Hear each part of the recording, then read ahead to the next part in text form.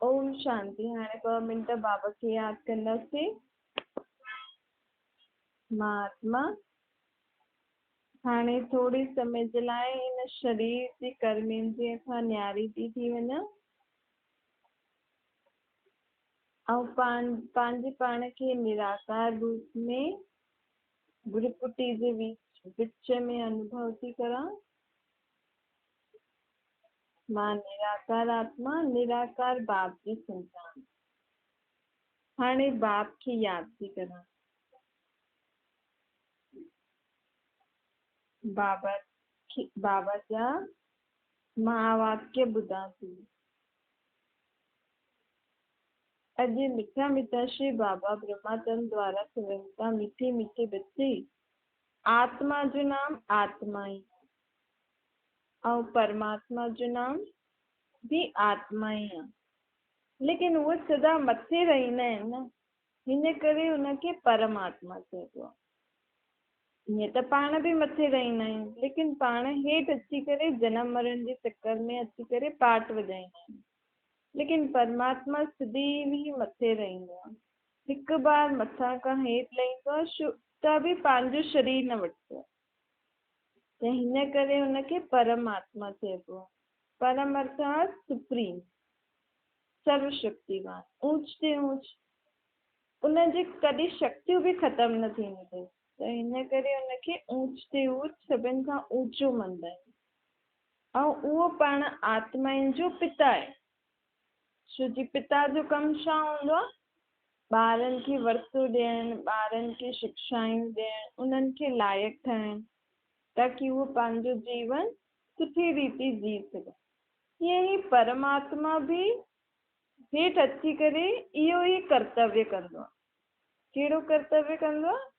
आत्माऊं जेकी पंहिंजे पाण खे भुलिजियूं आहिनि, पंहिंजे सुठे स्वभाव संस्कारनि खे भुलिजियूं आहिनि, सुठा कर्म करणु भुलिजियूं आहिनि, विकारनि जे वश थी करे बुरी राह ते हली रहियूं आहिनि, जंहिंजे कारण उन्हनि जो जीवन दुख शांतिमय वारो थी वियो। त परमात्मा भी हिन सृष्टि ते अची करे पीउ जो पार्ट वॼाईंदो आहे, मुख्य पीउ जो पार्ट वॼाईंदो आहे। टीचर ऐं सतगुरु ईअं त सर्व संबंधनि सां पार्ट वॼाईंदो आहे, लेकिन मुख्य पार्ट कहिड़ो वॼाईंदो आहे? पीउ जो।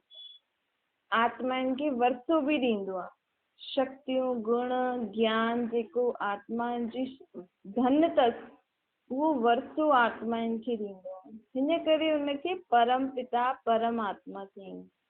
ऊंचे ते ऊंचे धाम में रहण वारो आत्मा जो पीउ आहे।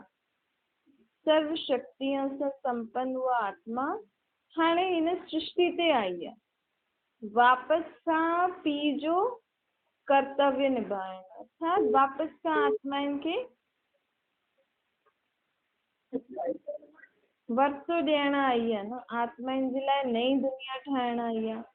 जीअं लौकिक माउ पीउ भी ॿारनि जे लाइ कुझु न कुझु नयो कंदा रहंदा आहिनि, त परमात्मा भी पीउ ठही करे पंहिंजे लाइ नई दुनिया ठाहींदो आहे। उहो जनम मरण में न ईंदो आहे, उहो अवतार वठंदो आहे। ड्रामा में जीअं आत्मा जो पार्ट आहे उहो उअं ई वॼाईंदी आहे न, त परमात्मा जो भी पार्ट आहे, लेकिन हिते अवतार वठंदो आहे।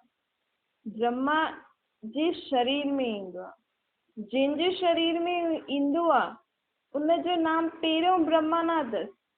जॾहिं परमात्मा उन में प्रवेश कंदो अथसि त उनखे ब्रह्मा नाम ॾींदो अथसि। छो जी ब्रह्मा ॻायल आहे न, ब्रह्मा द्वारा नई सृष्टि जी स्थापना थींदी आहे। श्री कृष्ण द्वारा नई सृष्टि जी स्थापना थींदी आहे, ईअं थोड़ी लिखल आहे।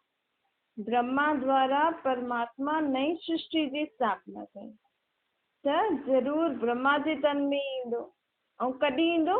जॾहिं ये सृष्टि पुराणी थी वई। पुराणी कई त नयो ठाहिणो आहे न, त कॾहिं पुराणी थींदी आहे? कलयुग में। कलयुग अंत में जॾहिं सृष्टि, आत्माएं सभु पुराणियूं तमो प्रधान थी वेंदियूं आहिनि, तॾहिं परमात्मा जे शरीर में ईंदो आहे, हुनजो नाम ब्रह्मा रखंदो आहे। वो हुन द्वारा कर्तव्य कराईंदो आहे। बाबा चईंदा आहिनि कि मुंहिंजे लाइ हिन ही तन जो शरीर, हिन ही आत्मा जो तन मुक़ररु आहे। मां हिन ही आत्मा जे तन में ईंदो आहे। छो जी इहे ही आत्मा सत्युग में वञी करे कंहिंजो पाठ वॼाईंदी, कृष्ण जो पाठ वॼाईंदी। ऐं इहे ही आत्मा 5000 साल खां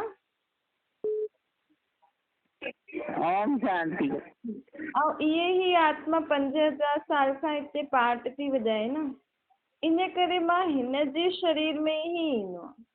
ऐं इहे ही आत्मा मूंखे ॾाढे समय खां सॾु थी करे भक्ति मार्ग में। जॾहिं खां भक्ति शुरू थी हिन सृष्टि ते, तॾहिं खां हिन ब्रह्मा जी आत्मा ई मूंखे सॾु कयो अथई त इहे ब्रह्मा जी आत्मा ही कृष्ण ठहिण वारी आहे। त परमात्मा अची करे ब्रह्मा जे तन में असांखे अची करे ज्ञान थो ॾे। चए थो जीअं दिसंबर जे महीने में 31 तारीख़ ईंदी आहे त सोचंदा आहियूं न हाणे पुराणो साल वियो, हाणे नयो साल अचण वारो आहे, कल्ह नयो साल आहे, अॼु पुराणो साल ख़तम थो थिए। ईअं ई सृष्टि जो बि हाणे उहो ई समय आहे। अॼु कलयुग आहे, कल्ह सतयुग हूंदो। त हाणे सतयुग ऐं कलयुग जे विच जो संगम जो समय थो हले, विच जो समय थो हले न। कॾहिं बि सृष्टि परिवर्तन थी सघंदी आहे, कॾहिं बि ये कलयुग ई सभु चीजूं ख़तम थी करे हिते सतयुग जी स्थापना थींदी। त बाबा चए थो लेकिन सतयुग में वञण जे लाइ तव्हां आत्मा ई त तयारु थियो, न त हुते कीअं केरु खेल खेॾंदो। तव्हां त हाणे जीअं खेल खेॾो था सॼो ॾींहुं, उन में त रोइण रुसण, हिक ॿिए खे बुरो भलो चइण, टेंशन वठणु, दुख वठणु, इहो पार्ट था वॼायो। पोइ तव्हां आत्मा ई सतयुग में कीअं वञी सघंदा आहियो? तव्हां त हाणे विकारनि जे वश थी करे खेल था खेॾो न। लेकिन सतयुगी दुनिया में त सभु निर्विकारी सुख शांति सां खेल खेॾो। बाबा चवनि था सुबुह खां राति ताईं तव्हां आत्माऊं हिन शरीर सां खेल ई त खेॾो था। त हाणे बाबा पाण खे सिखाए थो कि सुख शांति सां हिते खेल कीअं खेॾो।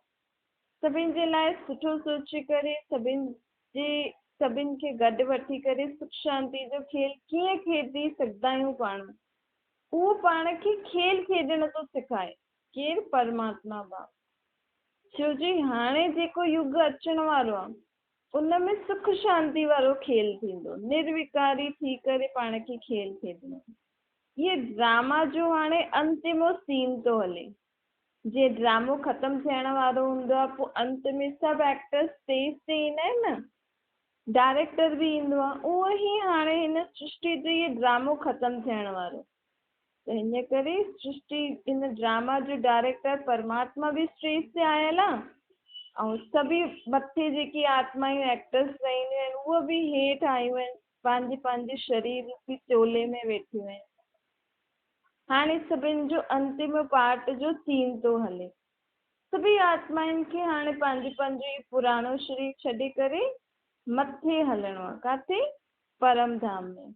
पोइ पाण वापसि सां पंहिंजे पंहिंजे समय ते ईंदासीं हिन सृष्टि ते।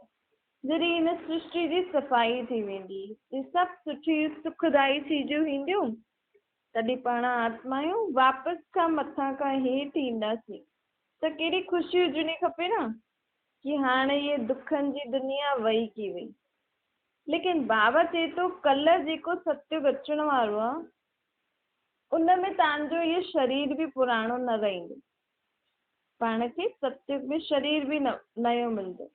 लेकिन तव्हां सां गॾु जेकी आत्मायूं हाणे पाठ वॼाइनि थियूं उन मां कहिड़ी आत्मा तव्हां सां गॾु सत्युग में हूंदी?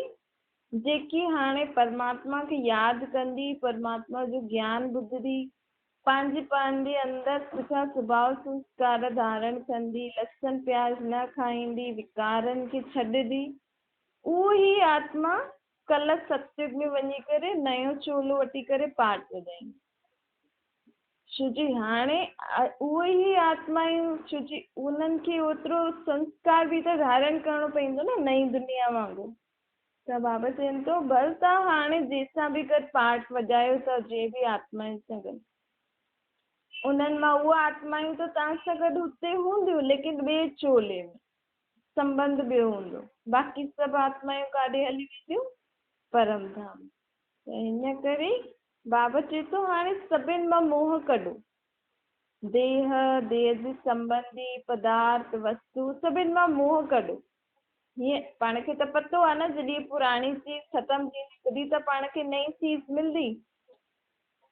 त हाणे पाण खे वञिणो आहे नई दुनिया में, इन करे निर्मोही थियणो आहे, नष्टो मोह ठहिणो आहे। जेसि ताईं नई दुनिया अचे तेसि ताईं पाठ त हेॾे वॼाइणो ई आहे। तेसि ताईं पाण खे हिते ई रही करे उहो अभ्यास करिणो आहे कि ख़ुशी सां जीवन कीअं जियूं, शांति सां, सुख सां, हिक ॿिए जे लाइ सुठो सोचे करे कीअं जीवन जीबो आहे, विकारनि जे बिना जीवन कीअं जीबो आहे, उहो हिते सिखो। पोइ जॾहिं समय ईंदो तॾहिं सभु होॾे हली हलंदासीं, जेकी बि आत्माएं तयारु थी वेंदियूं। अञा तव्हांजी आत्मा जे मथां हिसाब किताब जो बि त बोझो अथव न। 63 जन्म खां, द्वापर खां तव्हां हिक ॿिए सां बुरा कर्म कया अथव, उनजो हिसाब किताब कॾहिं चुकतो कंदव? त हाणे इहो समय आहे कि परमात्मा खे यादि करे पंहिंजो पिछलो हिसाब किताब चुकतो करो ऐं नए जन्म जे लाइ जमा करो, परमात्मा खे यादि करे। जीअं दिवाली जे ॾींहुं पुराणो चोपड़ो ख़तमु करे नयो चोपड़ो शुरू कंदा आहियूं न, त हाणे बि दुनिया में सच्ची सच्ची लक्ष्मी नारायण जो राज्य अचण वारो आहे। त उन जे राज्य जे अचण खां पहिरियों पंहिंजो सभु पुराणो हिसाब किताब चुकतो करे छॾियो। पोइ उते वञी करे असांजो आत्माउनि सां नयो खातो शुरू थींदो। आत्मा जो बि खातो हूंदो आहे, पाण त स्थूल चीजनि जो भई एतिरो विकिणियो, इन्हनि खे इहे ॾिनो, इन रीति खाता ठाहींदा। लेकिन आत्मा जो हिक ॿिए सां केॾो खातो आहे न, उनखे कॾहिं चुकतो कंदव? छा सजा खाई करे चुकतो कंदव?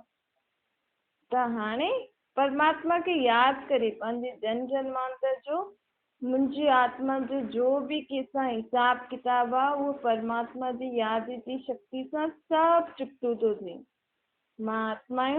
मां आत्मा हिकदमि पावन थी थियां। बाबा चए थो आत्मा में ज्ञान जो संस्कार हूंदा आहिनि, संस्कार आत्मा में ही हूंदा आहिनि। हाणे उहे सुठा संस्कार आत्मा जो गुम थी विया आहिनि।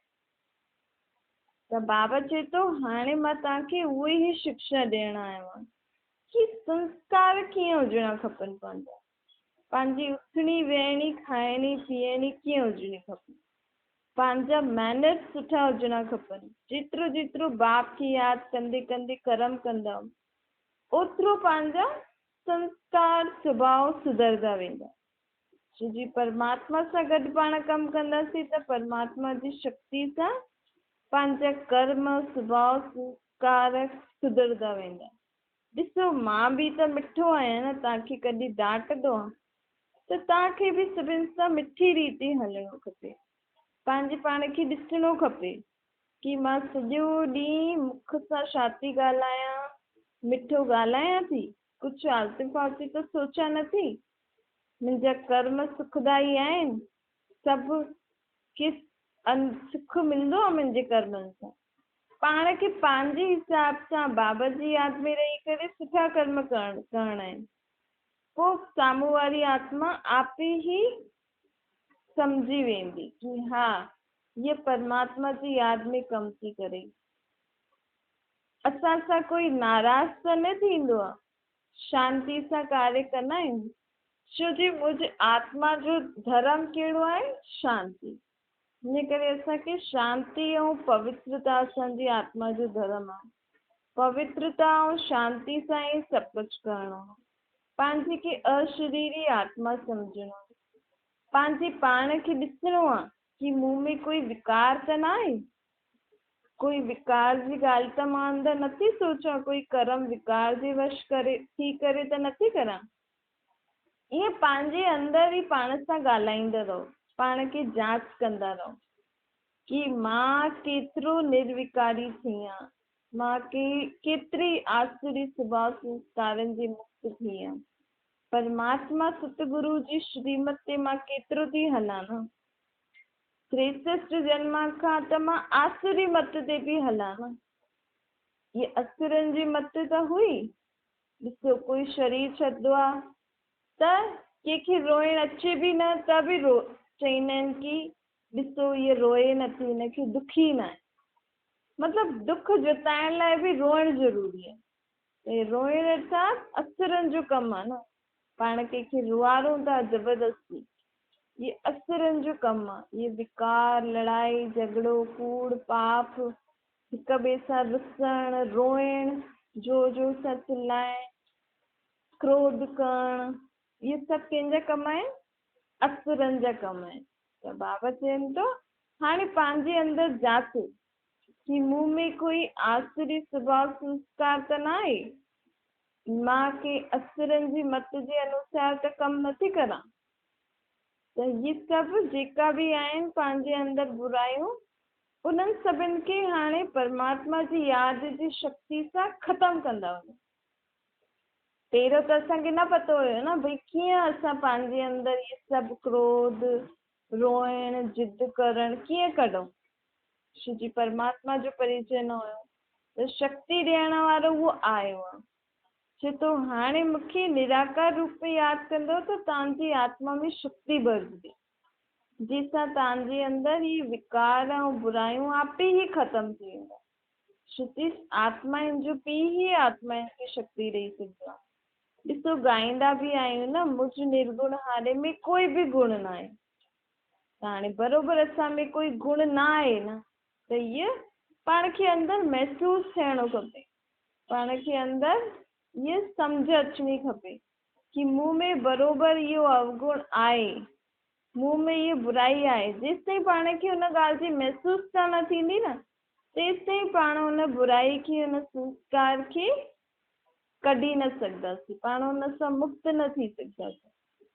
थोरे समय जे लाइ अगरि माण्हू हुनखे चए न तूं में इहा बुराई थी, त उहो मञी वेंदो कि हा मूं में इहा आहे, ग़लति आहे।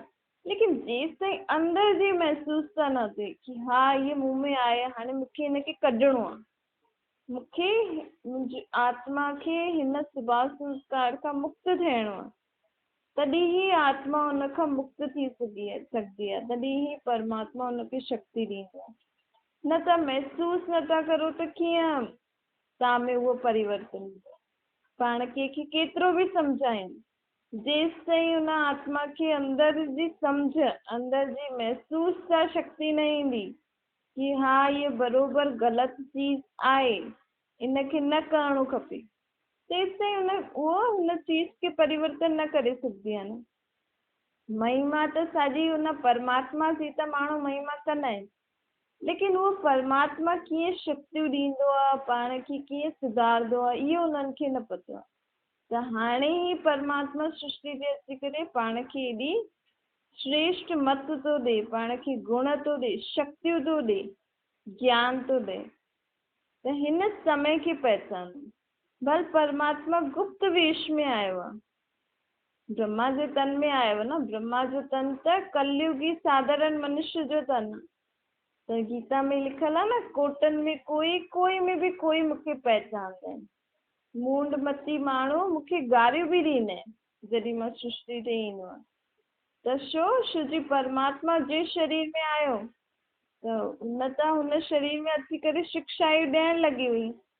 सतयुग जे लाइ पहिरीं शिक्षा ई बाबा असांखे ॾिनई कि पवित्र रहो, विकारनि खे छॾो, मूंखे निराकार रूप में यादि करो। जॾहिं परमात्मा हुन तन में अची करे चई पवित्र रहो, त माण्हू हुननि खे गारियूं ॾिनई कि इहे त दुनिया खे ख़तमु करणु आयो आहे। लेकिन उहो थोरी पियो चए, जंहिंजो शरीर हुयो उहा आत्मा थोरी पई चए, हीअ त परमात्मा हुनजे शरीर में अची करे चए थो न कि तव्हांजे दुख जो मूल कारण इहे विकार अथव, हाणे हिननि खे छॾो, इहे मूंखे ॾियो, इन जे बदिले मां तव्हांखे स्वर्ग जी दुनिया ॾींदमि।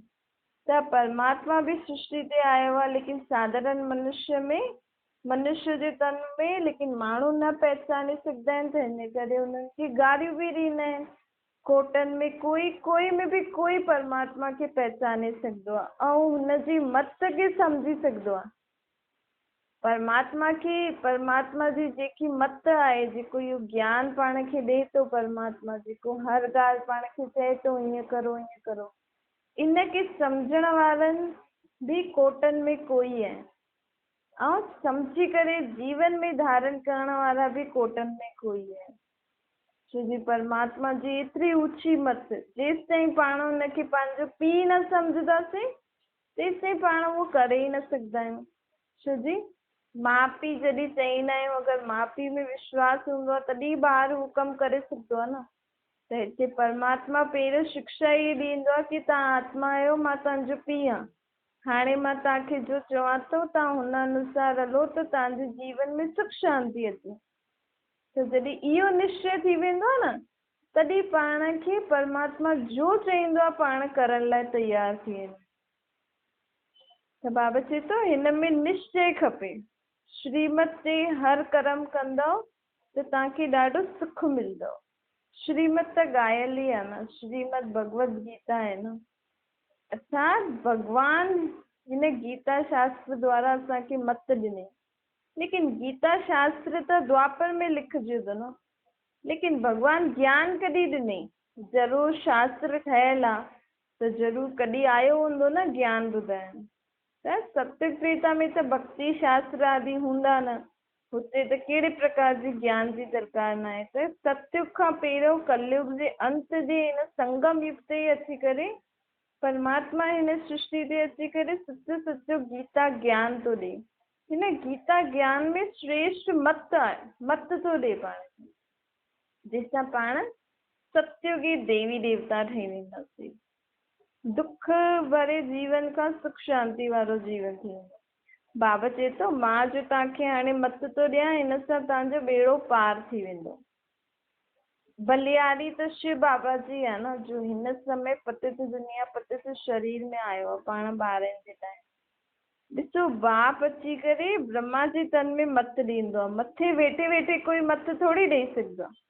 भई मत ॾियण लाइ त ॻाल्हाइणो पए न, जॾहिं लिखियलु आहे श्रीमद भगवान वाच्य, त ज़रूरु कॾहिं वाच्य कयो हुनई न सृष्टि ते अची करे। त वाच्य करण लाइ मुख बि खपे। भगवान खे त पंहिंजो मुख आहे न, त ज़रूरु कंहिं तन में आयो हूंदो। हाणे जीव जंतुअनि जे जानवरनि जे तन में त न ईंदो न, त ईंदा आहिनि न भगवान कच्छ मच्छ अवतार में ईंदो आहे, कुते में आहे, ॿिली में आहे, अलाए घणा घणा अवतार लिखी छॾिया अथनि। लेकिन बाबा चवंदो कि अगरि मूंखे वाच्य करिणो आहे ऐं तव्हां मनुष्य आत्माउनि खे ज्ञान ॾियणो आहे त मूंखे मनुष्य आत्माउनि जे ई शरीर में अचिणो पवंदो।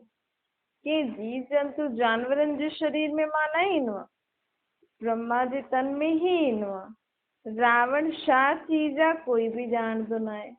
दुनिया में त माण्हू हिक ॿिनि खे विकारनि में ई घसीटदा रहंदा आहिनि।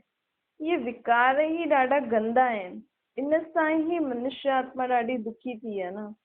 हाणे बाबा चए थो कि ॾिसो रावण त कोई ईअं ॾेखारे में त ॾे नथो, इहे त पंज विकार स्त्री पंज विकार पुरुष, इनखे ई रावण चइबो आहे। बाप ज्ञान जो सागर आहे न, विकार कोई ज्ञान थोरी ॾींदा आहिनि। रावण कॾहिं तव्हांखे ज्ञान ॾिनो अथई? रावण कोई चीज आहे न, त ज्ञान काथे ॾींदो? परमात्मा त चैतन्य बीज रूप आहे, अहिड़ो बीज आहे मनुष्य सृष्टि रूपी झाड़ जो बीज मनुष्य तन में अची करे ॻाल्हाईंदो आहे। ॾिसो केॾी वॾी कुदरत आहे न। आत्मा जो अखियुनि सां ॾेखारे में नथी ॾे, लेकिन एॾी वॾे शरीर खे सॼो ॾींहुं हलाए थी। कीअं हले थी? पहिरियों आत्मा नंढे शरीर में ये ही आत्मा आहे, शरीर वॾो थी वियो लेकिन आत्मा ओतिरी जी ओतिरी रहंदी आहे। त आत्मा में छा वधंदो रहंदो आहे? सम्झ वधंदी रहंदी आहे। आत्मा वॾी नंढी न थींदी आहे, लेकिन आत्मा जीअं जीअं शरीर द्वारा पार्ट वॼाईंदी रहंदी आहे, चीजुनि खे ॾिसंदी आहे, उन्हनि खे कार्य में लॻाईंदी आहे, त उन्हनि खे अनुभव थींदो रहंदो आहे। पाण ॿार खे चऊं था हीअं कर हीअं कर हीअं कर, जेसि ताईं हुनजी आत्मा में उहो ॻाल्हि सम्झ में न ईंदी, उनखे इहो पूरो पको न थी वेंदो कि हिन ॻाल्हि सां ईअं थींदो, तव्हां केतिरो बि उनखे सम्झायो उहो त उहो जो उहो ई रहंदो। बल्कि पाण पंहिंजे शरीर खे दुख था ॾियूं, गुस्सो करे उनखे मारे या उनखे उल्टा सिधा चई करे पाण पंहिंजे शरीर खे दुख था ॾियूं न, पाण पंहिंजी एनर्जी ख़तम था करूं। उहो ॿार थोरी अञा हुनजी आत्मा जेसि ताईं सम्झे, कॾहिं कॾहिं वॾा बि थी वेंदा आहिनि, शादी थी वेंदी आहे, उन खां पोइ सम्झ ईंदी अथनि। उन खां पोइ जॾहिं ॿार आदि पैदा थींदा आहिनि तॾहिं माण्हू खे सम्झ ईंदी आहे। पोइ पाण त ॿार खे सम्झायूं था, लेकिन अॼुकल्ह त वॾा ई बेसम्झ आहिनि। त शरीर सां कुझु न थींदो आहे, भई एॾो वॾो थी वियो आहे, एतिरी उमिरि जो थी वियो आहे। इहा आत्मा में जेसिताईं सम्झ वधंदी न, तॾहिं उहो शरीर सां हर कार्य सुठो कंदी आहे, तॾहिं उहो हर कार्य खे सम्झी करे पंहिंजे जीवन में अॻियां वधंदी आहे। त जॾहिं बि कंहिंखे शिक्षा ॾियणी हुजे, सम्झानी ॾियणी हुजे, त इहे सोचे करे ॾियो कि हिनजी आत्मा खे मां इहे सम्झाइणी थी ॾियां। परमात्मा बाप हिनजी आत्मा खे सम्झ ॾे, कीअं हिन ॻाल्हि खे सम्झे ऐं सुठी रीति करे। हिन में परमात्मा बाप शक्ति, ज्ञान, गुण, सम्झ भरे, त इहा आत्मा बि सुठी रीति सम्झी करे पंहिंजो जीवन जीए। त इहा आत्मा जो पाठ अगरि पक्को थी वियो त पंहिंजो जीवन सुख शांति वारो थी वेंदो। अच्छा, मीठी मीठी सिकी लॻे ॿारनि प्रति माता पिता बाप दादा जो यादि प्यार ऐं गुड मॉर्निंग रूहानी बाप जी। पाण सभिनि रूहानी ॿारनि खे नमस्ते। पंहिंजी बि रूहानी माता पिता बाप दादा खे यादि प्यार, गुड मॉर्निंग ऐं नमस्ते। वरदान आहे, पंहिंजे मस्तक जे विच में सदा बाप जी स्मृति रहे, रखण वारा मस्तक मणि अथव। मस्तक मणि अर्थात जंहिंजे मस्तक में सदा परमात्मा जी यादि रहे, अर्थात सदा असांखे यादि रखिणो खपे जी आत्मा कंहिंजे छत्र छाया जे हेठि आहे, परमात्मा खे। परमात्मा किथे रहंदो आहे? परम धाम में। त परम धाम पंहिंजो घर बि यादि हुजे ऐं परमात्मा बि यादि हुजे त मां हिन सृष्टि ते आहियां, लेकिन कंहिंसां गॾु आहियां? हुन परम धाम में रहण वारे परमात्मा सां गॾु। त जॾहिं पाण एॾे ऊचे परमात्मा जे संग में रही करे हिन सृष्टि ते पाठ वॼाईंदासीं त पंहिंजे जीवन में कोई बि परिस्थिति ईंदी, कोई बि दुख ईंदो, त पाण सदा पंहिंजी स्थिति सदा ऊची रहंदी, सुठी रहंदी, शांत ऐं धैर्यता सां पाण हर ॻाल्हि खे पार कंदासीं। जे दुनिया में त अॼुकल्ह कुझु थिए थो त टेंशन, रोइण, चिल्लाइण, हिक ॿिए खे डांटण आदि, लेकिन अगरि पाण हिन दुनिया में रहंदे हुए बि हुन परम धाम में रहण वारे परमात्मा खे यादि करे हर कर्म कंदासीं त पंहिंजे लाइ वॾी खां वॾी ॻाल्हि बि छा हूंदी? हिकदमि नंढी, जीअं त कुझु थियो ई न। छोजी परमात्मा त पाण खे सदा चईंदो आहे, तव्हां हिते ड्रामा में पार्ट था वॼायो, हिक ॿिए सां हिसाब किताब चुकतो था करो। त कहिड़ी ॻाल्हि बि अचे, इहे ॿ ॻाल्हियूं सदा यादि रखो कि मां आत्मा परमात्मा सां गॾु आहियां। हिन सृष्टि ते हाणे मां पाठ थी वॼायां, असां सभु हिक ॿिए सां हिसाब किताब चुकतो था करूं, असां सभु भाउ भाउ आहियूं, खेल था खेॾूं। स्लोगन आहे, अगरि बेफ़िक्र बादशाह स्थिति जो अनुभव करणो अथव हिन दुनिया में रहंदे, कोई फिक्र न, त उहो स्थिति कॾहिं अनुभव करे सघंदासीं? जॾहिं सॼो जेको बि पाण मुंहिंजो कंदा आहियूं, मुंहिंजो हीअ, मां हीअ, इहे मां खे बदिले त करे छॾो। सभु तव्हांजो आहे, मुंहिंजो कुझु न आहे, सभु तव्हांजो अर्थात सभु परमात्मा जो आहे, सभु तुंहिंजो थी। जॾहिं सभु तुंहिंजो थी कंदा आहियूं त ई पाण सदा हिन जीवन में रहंदे छा अनुभव कंदा आहियूं? बेफ़िक्र स्थिति। छा